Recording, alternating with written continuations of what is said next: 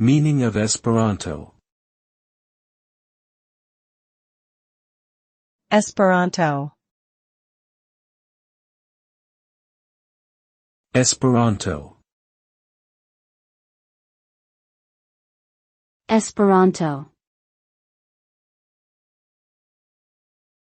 Esperanto. Esperanto is a constructed language that was created in the late 19th century by Polish ophthalmologist L. Zamenhof. It was designed to serve as a universal second language that could be used as a means of communication between people from different countries.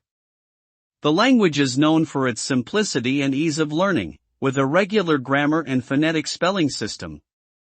Today, there are estimated to be between 1 and 2 million speakers of Esperanto worldwide, and it continues to be used as a tool for international communication and cultural exchange.